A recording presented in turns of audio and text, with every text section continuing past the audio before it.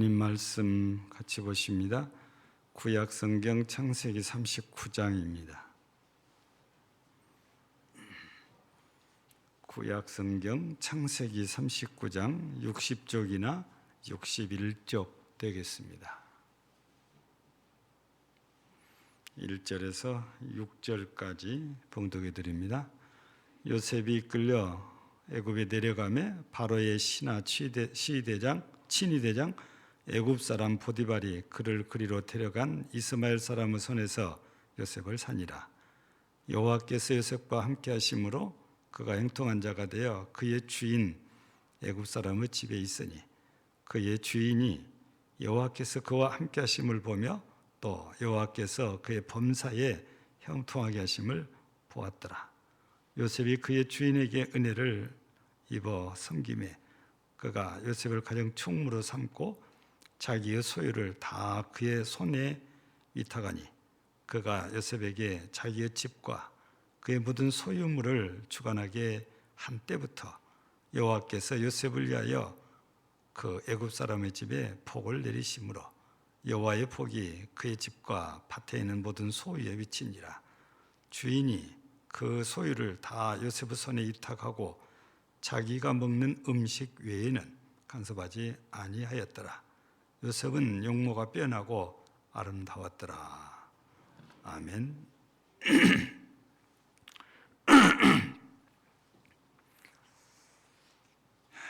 성경 속에 나타난 인물들을 우리가 살피다 보면 참 대단한 사람같이 보일 정도로 믿음이 아주 뛰어나기도 하고 또 지혜가 뛰어나기도 하지요. 근데 이런 사람들의 삶을 우리가 조금 깊이 들여다보면 그냥 보통 사람처럼 사는 사람들은 아닌 걸로 이렇게 보여집니다. 인생에 기곡이 참 심했던 사람들. 그래서 우리가 힘들면 자기의 삶을 표현할 때에 자기 인생을 파란만장하다 이렇게 표현하거든요. 근데 성경에서는 야곱이 바로 앞에서 내 나그네끌의 인생이 130년이지만 험악하였나이다. 험악하다고 이렇게 표현을 했죠. 근데 시편서를 보면 90편 10절에서 수고와 슬픔뿐이라고 이렇게 표현을 했습니다. 여러분, 자신의 삶이 아주 힘들고 어려운 그런 일들이 많이 생겨서 이런 과정들을 거치고 난 후에 자기 자신의 삶을 표현할 때 이렇게 파란만장한 자기의 삶이다. 이런 말을 하는데 우리가 오늘 살펴볼 요셉을 보면 요셉도 기곡이 좀 심했던 사람 같아요. 이 파란만장이라는 이 말은 본래 육지 사람들이 쓰는 언어가 아니고 바다 사람들이 쓰는 거 아닌가 하는 생각이 들어요. 왜냐하면 파란만장이라는 이 말이 파도의 깊이와 높이가 만장같이 깊고 만장같이 높다 이런 의미래요. 파란만장이란 말이. 그러니까 파도 얘기를 이렇게 하는 걸 보면 바다 사람들이 주로 써야 되려는 거 아닌가 이런 생각을 하는데 그래도 우리의 인생이 이렇게 기곡이 심하면 이런 고사성어를 끌어다가 자기 인생을 짤막하게 표현을 하지요. 요셉을 보면 본문에 있기 전에 요셉의 모습은 아버지에게 특별 총애를 받고 채색 옷을 입고 자란 아들이잖아요. 꼭 왕자처럼 귀하게 대접을 받고 산 사람입니다. 근데 자신이 꾼 꿈 얘기 그리고 평소에 아버지가 총애하는 것 때문에 형제들이 요셉을 별로 좋아하지 않았지요. 그런 중에 아버지 심부름을 갔다가 형들에게 붙들려서 죽을 뻔하지요. 물이 없는 구덩이에 빠뜨렸다가 건져서 애굽으로 가는 상인들에게 돈을 받고 팔아버린 거지요. 그래, 여기 성경에 보면 이스마엘 사람들이 결국에 이 요셉을 끌고 가서 애굽에서 파는데, 애굽의 친위대장 보디발이 보고 요셉을 자기 종으로 사간 거잖아요. 그러니까 가장 사랑받던 사람이 노예가 되어버렸죠. 밑바닥 인생이 된 겁니다. 더 이상 내려갈라 해도 내려갈 데가 없겠다 싶었는데, 근데 더 내려가지요. 그게 바로 감옥입니다. 어째 집에서 보디발의 신임을 받고 잘 되는가 싶었는데, 그 부인의 유혹을 뿌리치면서 그 부인에게 또 미움을 사가지고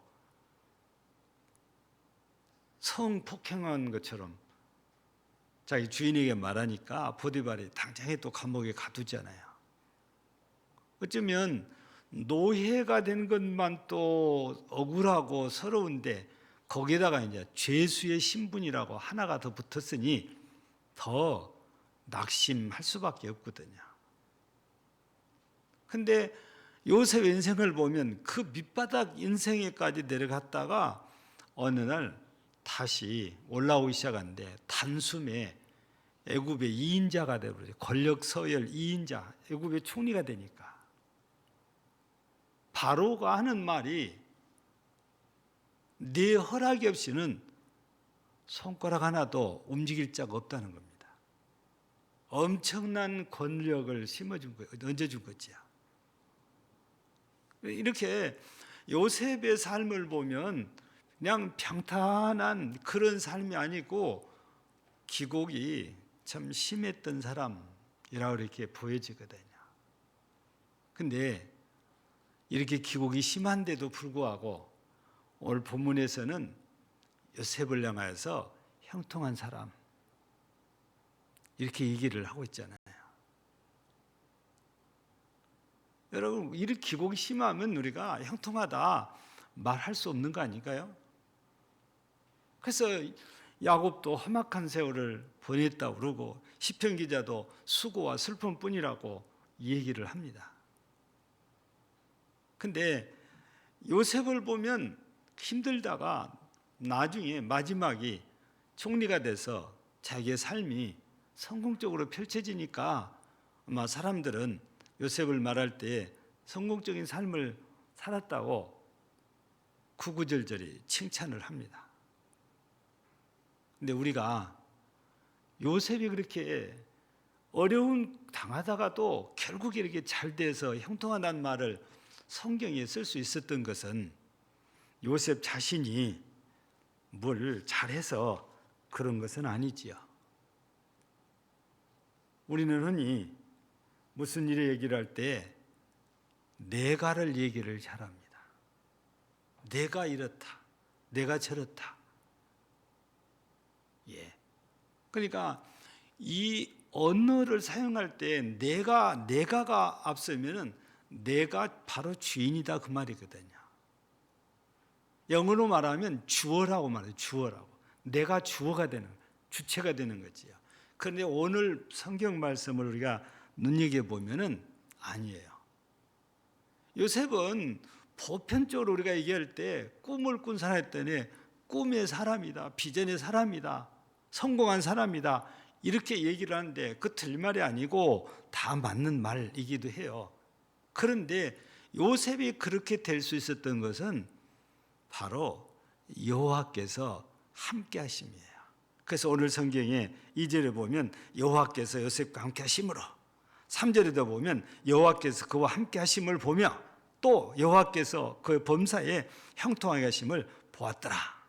5절에도 보면은 비슷하게 나오죠. 중간에 여호와께서 요셉을 위하여 그 애굽 사람의 집에 복을 내리심으로. 그러니까 요셉이 그렇게 높아질 수 있었던 것은 밑바닥에서 여호와께서 함께 하신 까닭이죠. 그런데 요셉이 꿈을 잘 꿔서 그렇다고 생각하는 것은 참 어리석은 생각이잖아요. 꿈만 꾸면 잘 되냐면 여러분들 중에도 좋은 꿈 한 번 안 꾼 사람이 없을 거예요. 다 잘 돼야 돼요. 근데 꿈은 하나님이 주신 꿈이 아니면 다른 건 다 개꿈이라고 그러잖아요. 근데 하나님께서 요셉에게서는 꿈을 주신 거잖아요. 첫 번째 꿈이 뭐였습니까? 11단이 자기 단에게 절을 했다는 겁니다. 곡식단이. 두 번째 거 뭡니까? 11별과 해와 달이 자기한테 절을 했다는 거예요. 근데 이 말을 들은 형제들이 전부 마음이 안 좋지 않아요. 그래도 내가 지 형인데 어떻게 내가 너한테 절을 하냐 그러죠. 야곱도 같은 생각이잖아요. 나도 너한테 엎드리랴 그런 거잖아요. 그렇지만 야곱은 그렇게 말씀을 하시면서도 마음에 두었더라 그래요. 아, 얘가 심상치 않다는 겁니다. 좀 특별한 꿈이라는 거죠. 그런데 형제들은 기회가 오니까 이 꿈꾸는 자여, 네 꿈이 어찌 된가 보자 하고 진흙구덩이에 버려서 죽게 하려다가 애굽의 종으로 팔았는데, 근데 결국에는 꿈꾼 대로 어떻게 됩니까? 형들이 와서 요셉 앞에 전부 무릎을 꿇어요. 이렇게 요셉이 되는 과정에는 항상 맨 앞에 여호와께서 이렇게 시작을 합니다. 무슨 말씀이냐면 오늘 제목을 하나님이 주인인 삶이라고 그러는데 요셉의 인생의 주인이 자기가 아니고 하나님이다 그 말입니다. 요셉의 주인이 하나님이 되셔서 역사를 하시니까 다른 사람들이 볼 때에는 절대 이해가 안 가지만 형통한 역사가 일어나요. 그리고 요셉이 있는 곳에는 하나님이 복을 내려주세요. 우리는 요셉과 전혀 다른 시대에 살고 있지만 요셉이 나라의 녹을, 애굽이라는 나라의 녹을 먹고 사는 것처럼 우리들 중에도 국가의 녹을 먹는 분도 있고 회사의 녹을 먹는 분도 있고 그 직장이잖아요.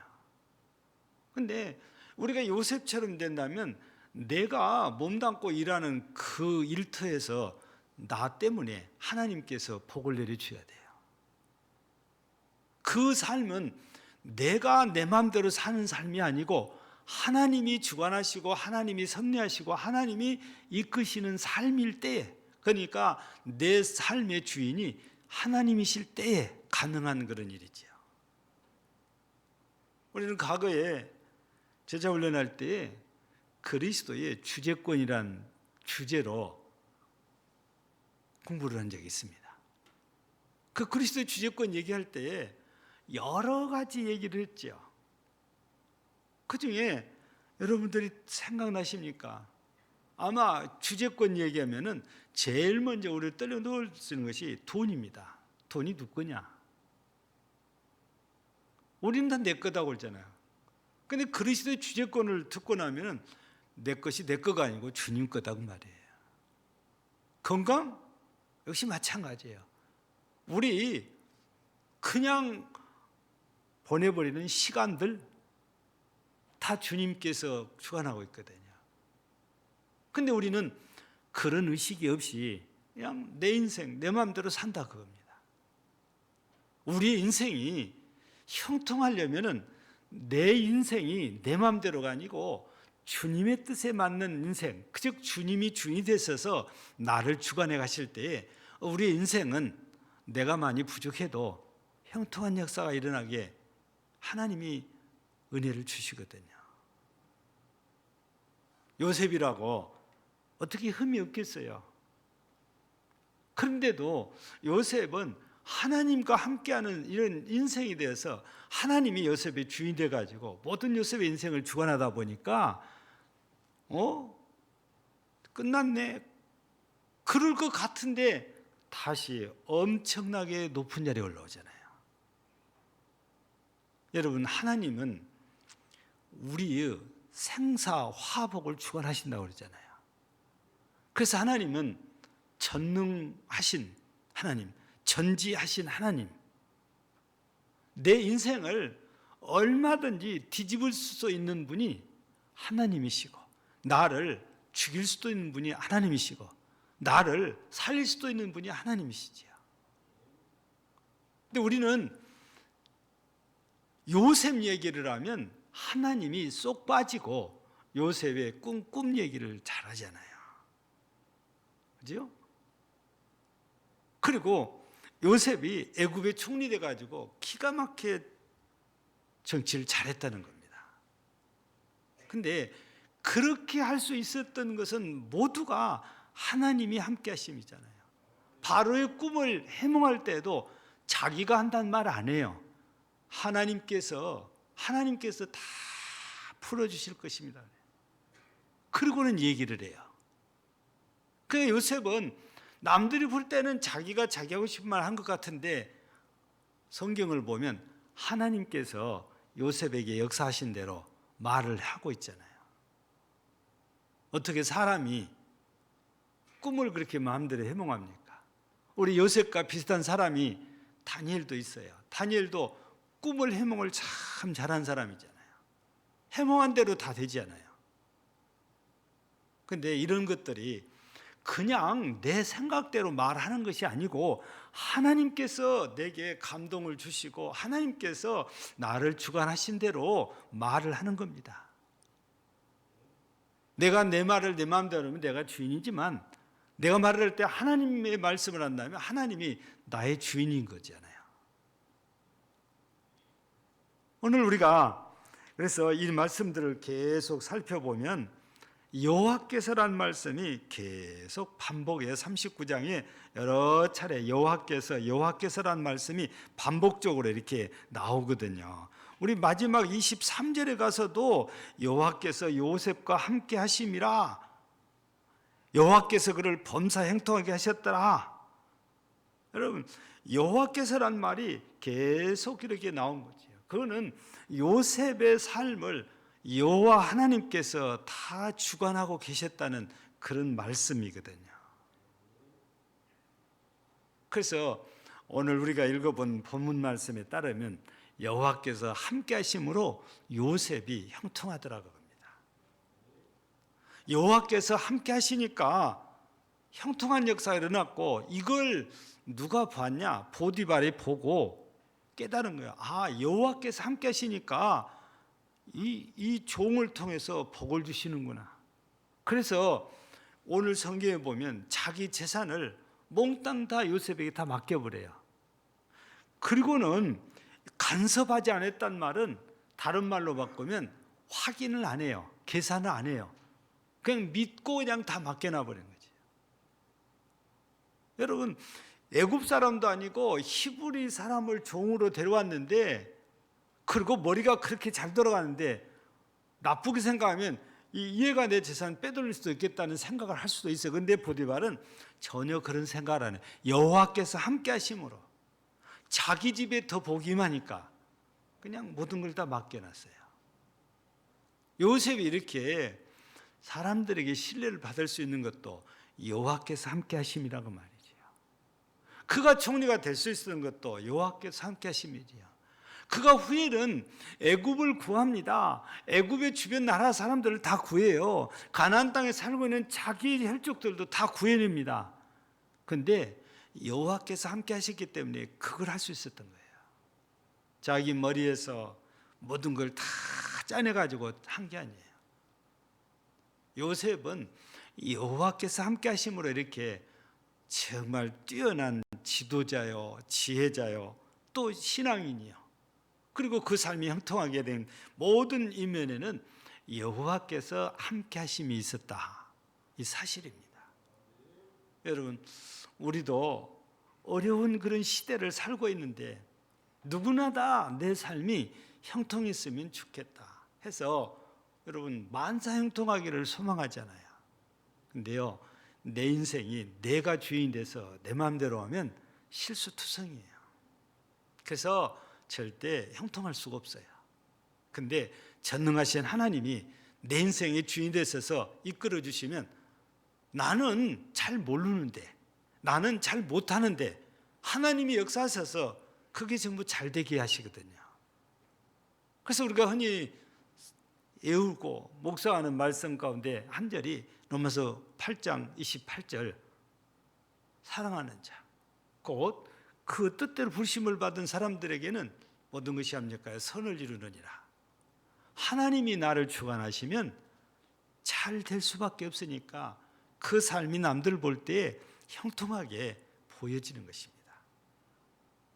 우리는 볼 수도 없고 잘 느끼도 못하지만 우리가 항상 누구와 함께 해야 되냐? 하나님과 함께 해야 돼요. 우리 하나님께서는 우리와 함께 하시려고 임마누엘 하셨잖아요. 지금은 성령으로 우리와 함께 하시기를 원하시잖아요. 근데 내가 내 욕심 따라서 내 마음대로 하려다 보면 주님이 귀찮은 거예요. 근데 그런 인생은 잘 되는 듯 싶지만 잘 안 돼요. 근데 주님이 함께 하시는 삶은 잘 안 된 것 같은데 잘 돼요. 그게 주님이 나와 함께하는 삶입니다. 오늘 그래서 우리 요셉을 보면서 여호와께서 함께 하심으로 여호와께서 그를 범사에 형통하게 하셨더라. 오늘 우리 23절 말씀처럼 여러분 모두 2022년도에도 하나님이 함께 하신 삶이 되어서 범사가 형통한 한 해, 범사가 형통한 여러분, 가정, 직장, 교회, 사업들이 되기를 주의 이름으로 축복합니다. 절대 내가 주인이 아니고 하나님이 주인이 되어주는 삶. 그래서 그 주님을 내 주인으로 모셔서 삶으로 하나님으로 말미암아 여러분의 인생이 형통하기를 주의 이름으로 축복합니다. 두 번째는 우리가 무슨 말씀을 또 한번 나눠봐야 되냐면 이렇게 하나님과 함께하는 사람은 어떤 모습으로 살아가는가 이거거든요. 여러분 요셉이 애굽의 총리가 됐습니다. 성공을 했어요. 근데 수많은 사람들은 먹을 것을 걱정을 해야 돼요. 그래서 요셉에게 와서 사정을 해야 돼요. 곡식을 사다가 끼니를 때울 수가 있어요. 근데 요셉은 그런 것 전혀 걱정 안 해요. 자기가 얼마든지 먹을 수 있으니까 자기가 관리자니까 그러잖아요. 근데 이렇게 어려운 중에 애굽에만 어려움이 당한 것이 아니고 애굽을 중심해서 아프리카 전체도 어려움을 당하고 심지어는 가나안 땅에도 기근이 심해가지고 야곱과 함께 그 아들들이 다 고생을 해요. 그래서 소문 듣기를 애굽에 가면 식량이 많다더라 해서 야곱이 아들들을 보낸 거 아닙니까? 근데 와서 알아보지도 못해요, 자기 동생을. 누군지도 모르고 애굽의 총리라고 하니까 그 앞에 무릎을 꿇고 엎드리는 게 형들이지 않았습니까?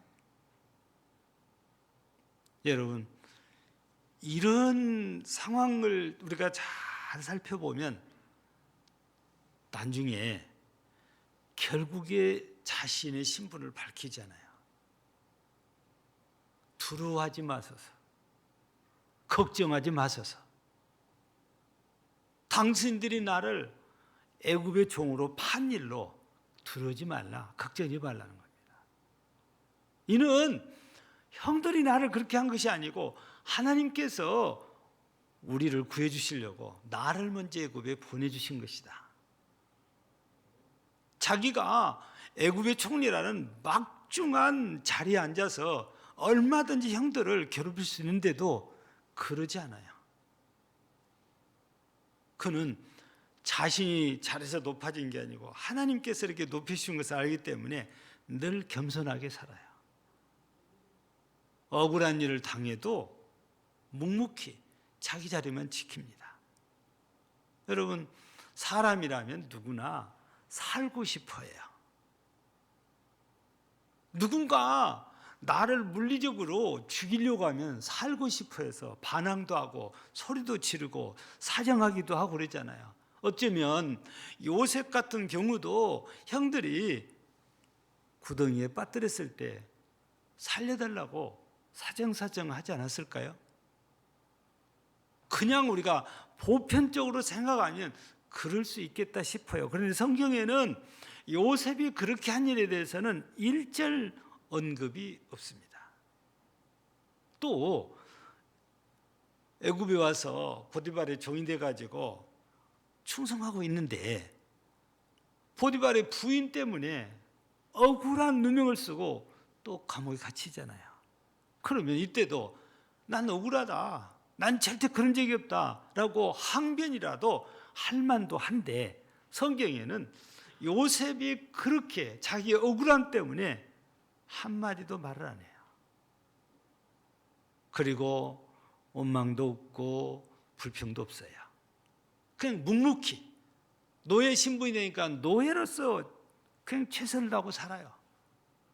죄수가 되니까 감옥에서 또 최선을 다해서 그 위치에서 살아요. 근데 보디발의 집에 있을 때도 감옥에 있을 때도 마찬가지예요. 보디발의 집에 있을 때는 보디발의 눈에 여호와께서 이 요셉과 함께 하심을 보게 해주셨고, 감옥에 있을 때는 간수가 여호와께서 요셉과 함께 했음을 보게 해주십니다. 그래서 믿고 보디발이 자기 선 다 맡긴 것처럼 감옥에서는 간수가 요셉에게 모든 걸 다 맡겨놓고 간섭을 안 해요.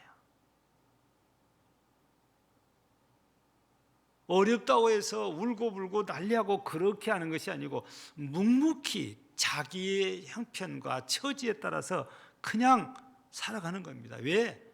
하나님께서 함께 하시니까 하나님이 어느 땐가는 자기를 다시 또 높여주시라는 믿음의 확신을 갖기 때문에 그러겠죠.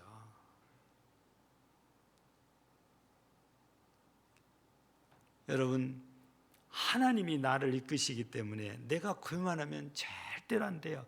내가 교만하는 순간 하나님은 부정하는 일이 돼요. 하나님을 내가 인정한다면 우리가 교만하면 안 돼요. 늘 겸손해야 돼요.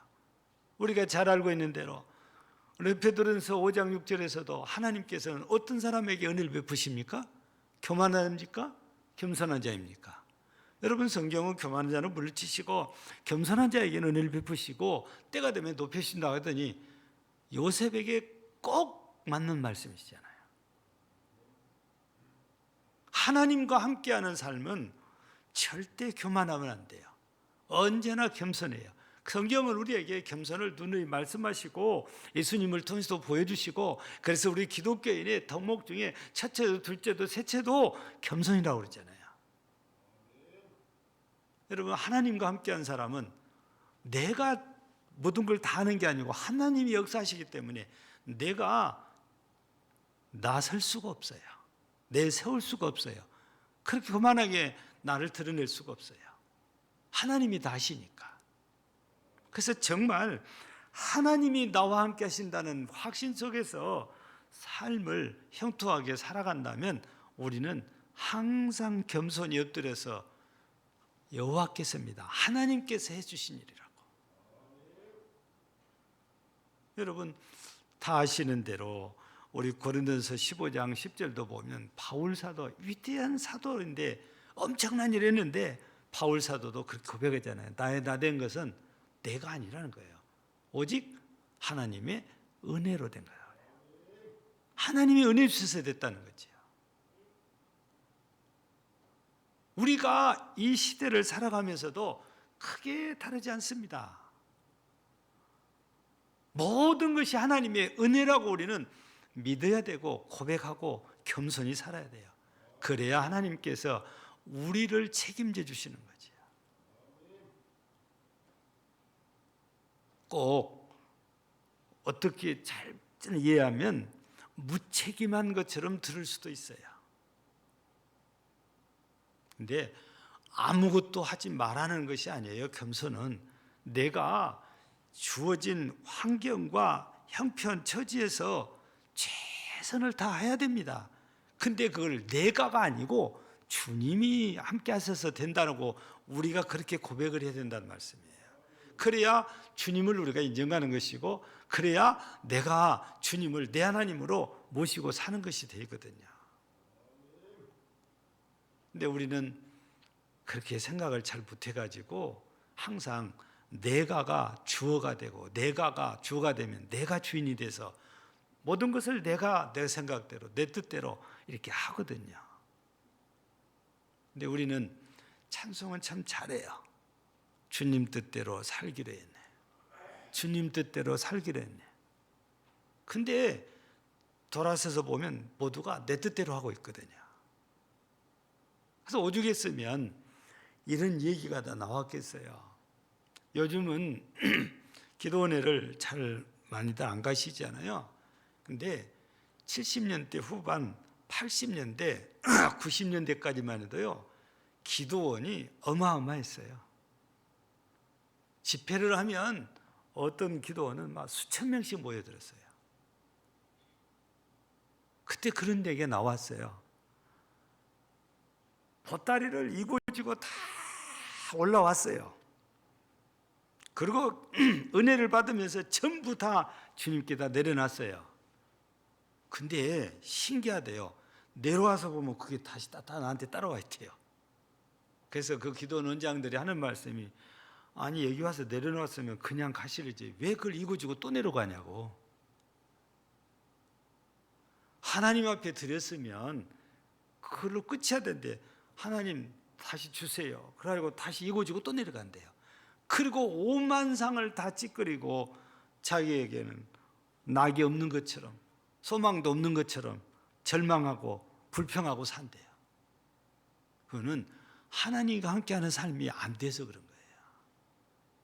하나님께 내 모든 인생을 맡기지 못해서 그런 거단 말이죠. 진짜 요셉처럼 함께한 사람은 모든 것 다 주님으로 말미암아 되어진다 그러니까 맡기고 자기가 할 수 있는 최선을 다하면 하나님께서 모든 걸 역사하셔서 이루어 주시는 거죠.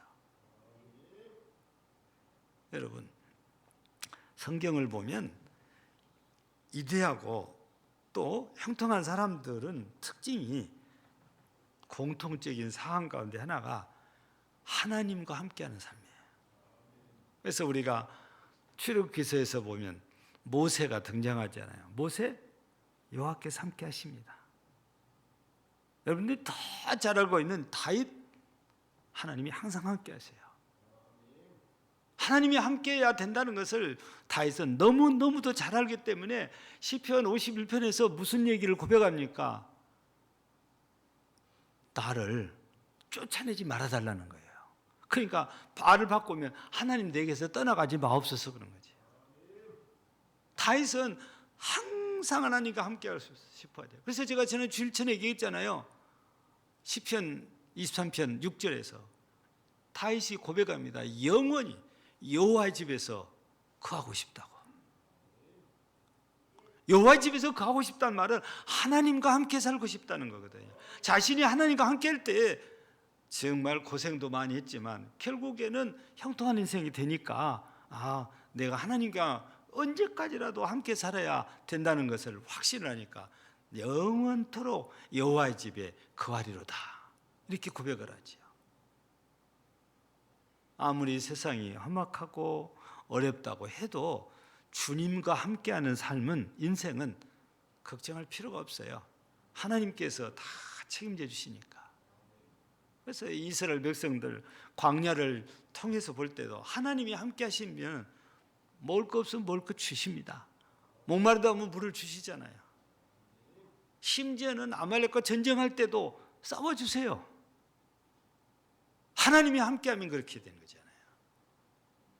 그래서 우리는 오늘 이 요셉을 보면서 요셉이 그냥 저렇게 형통하다, 성공했다 이것만 보지 말고 하나님이 함께 하셨다는 걸 보시고, 우리도 금년에 하나님이 함께 하셔서 은혜 주심으로 여러분 모두의 삶이 이렇게 형통하고 복된 인생이 되어지기를 주의 이름으로 축복합니다. 하나님 아버지 감사합니다. 요셉은 많은 우여곡절이 있을지라도 여호와께서 함께 하심으로 형통한 인생이 되어졌고, 여호와께서 함께 하심으로 사람들에게 신뢰를 얻었고, 여호와께서 함께 하심으로 성공적인 삶을 살아서 하나님께 영광을 돌렸습니다. 어려운 때일지라도 우리 하나님이 함께 하시는 삶은 형통하고 복되리라 믿습니다. 우리 2022년도 우리가 한 달 반을 살았습니다. 이제 우리 모든 성도들 금년에 하나님이 함께 하심으로 하나님의 은혜를 힘입고 복된 인생이 되도록 은혜를 주옵소서. 마음의 은혜를 주시고, 가정의 은혜를 주시고, 직장과 사업의 은혜를 주시고, 건강의 은혜를 주시고, 범사에 보디발의 집에 복을 내리신 것처럼 우리 모든 성도들의 집에도 범사에 은혜와 복을 내려주시기를 간절히 기도합니다. 오늘 또 하나님께 감사드리고 영광을 돌리며 예수님 이름으로 기도하옵나이다. 아멘.